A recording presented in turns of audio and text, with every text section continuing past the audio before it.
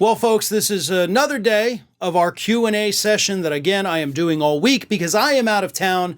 I didn't want to leave y'all with nothing, so I put a post a week and a half ago on our YouTube community page asking for you to ask me questions that I can answer in videos that are going up all throughout this week. We've had several days of it already, got a couple more days coming up. I actually love doing this because this is such a good way to connect with people. So let's get started today.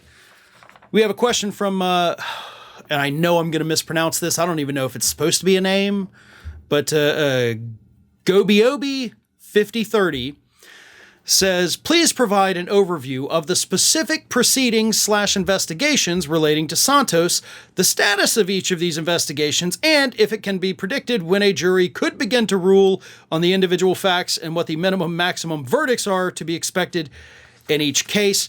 Wow. It's a tall order. And it almost reads like a question on a bar exam. Like, please outline. No, it's a good question, though. It is a very good question. I'm going to do my best here. So let's start with the investigation that is over. And that, of course, is the investigation from Brazil. That was, of course, George Santos stole an elderly man's checkbook and wrote a bunch of fraudulent checks. That investigation was actually shut down as part of a plea deal a couple months ago when Brazilian authorities agreed, we're not going to prosecute you if you admit that you did it. Santos admitted he did it. He'd already told police back in 2010 that he did it. So that one is over. Case closed. The federal indictments, right? 13 counts, I believe it is. That's a federal indictment. So that federal indictment, which we're still awaiting trial, so there's no update on any of those proceedings or anything.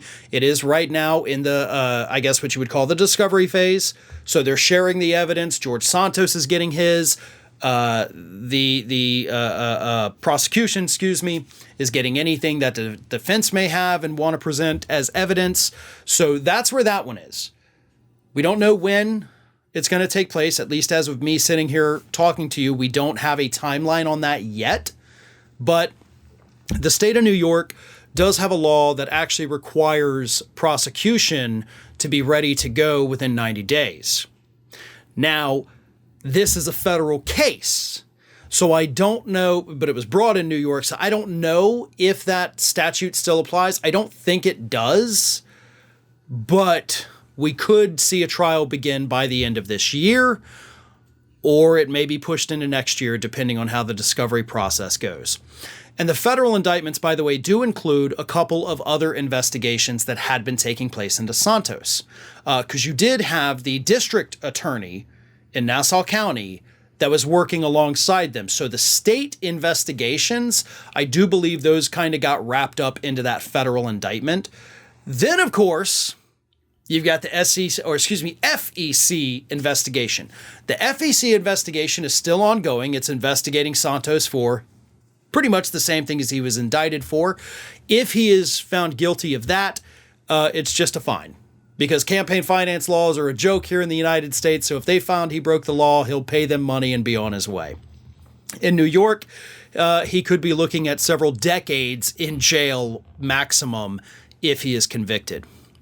You have the House Ethics investigation, which, because it's run by Republicans, we have no updates on, and it's probably not going to go anywhere.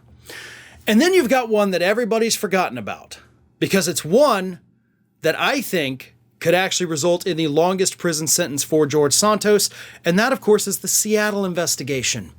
The credit card skimming scheme that his former roommate engaged in, and the former roommate told the press a couple months ago, George Santos helped me do it. He was my accomplice. Basically, the roommate says, I was his accomplice. It was his idea. He taught me how to do it. In that investigation, by the way, that former roommate was in fact convicted and then deported. But an interesting thing happened with it. The Seattle Police Department never officially closed that investigation. So that investigation is still open and could be still ongoing. Now, they're very tight-lipped. They're not telling us what's happening with it, but that's one you should definitely keep your eye on. And unfortunately, I don't have as many updates I know as you would like, because a lot of these investigations are very quiet.